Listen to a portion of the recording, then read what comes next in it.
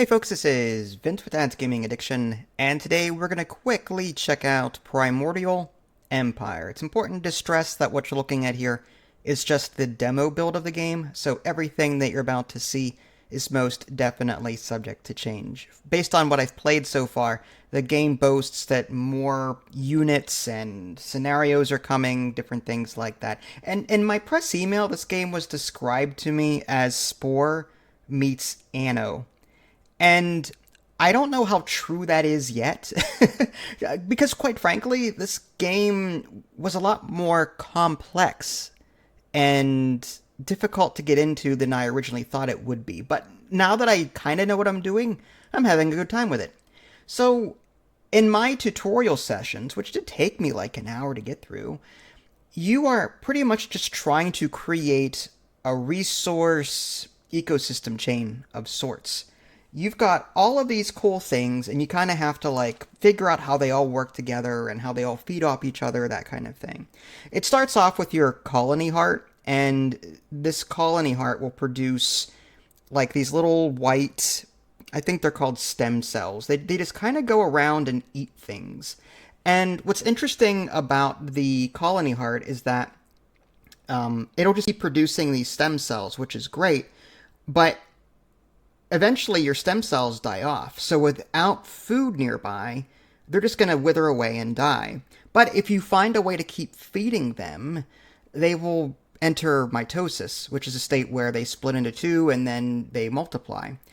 And what's cool about these creatures in this game and the different, things that you can interact with, you can enable or disable a number of different things, and by disabling their features, they last longer. Like, the more you have active of something, like abilities on a particular unit type, the faster their health drains and the more they need to eat. So in order to get, say, stem cells from one location to another where there's sunlight so they can keep eating, you might have to disable their mitosis abilities so that they can get over there and survive the trip. And you can lure them over with pheromones and the like. But then you've got other things. You've got these micro agabes, I think they're called. They're little plants that you can put only in the sunlight and only on fertile ground. They just shoot out food, which is what the stem cells need. So your micro agabes and your stem cells are kind of like hand in hand. That's where they're going to basically be.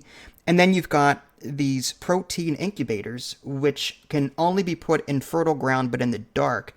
And they produce protein, and protein is used to feed other things, not your stem cells, but other things. You've got mineral extractors that you can put on mineral deposits. That minerals is another resource you have to worry about. There's a feeder hub, which eats your stem cells in the area, and then feeds other things like your grubber burrows, which your grubber burrows will mine nearby resources like minerals and protein deposits and stuff like that. So, like I said, there's a lot of little things going on here that you kind of have to figure out how they all work together and how they are supposed to chain together, and then puzzle out, like, where everything should go in that particular level. There's also these vesicle hubs, which, act as like transportation, between, they're like the warehouses in Anno, I guess, where they transport things back and forth between themselves. But all in all, like, I had a good time with this one. And again, I actually had to replay one or two of the tutorials because I didn't fully understand what was going on.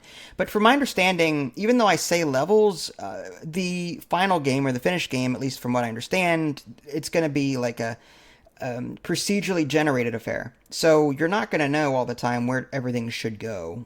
You'll get an idea once you are familiar with the units themselves and the things you can construct and what you're supposed to be doing.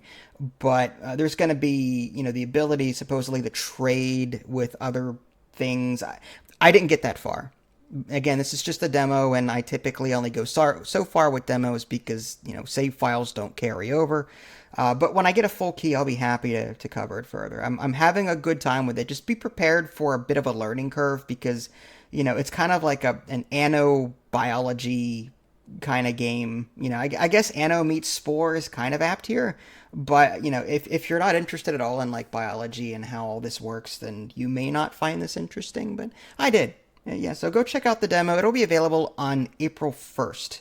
I don't know for how long but give it a look. This is Vince. Thanks for watching, and I'll catch y'all next time. Take care.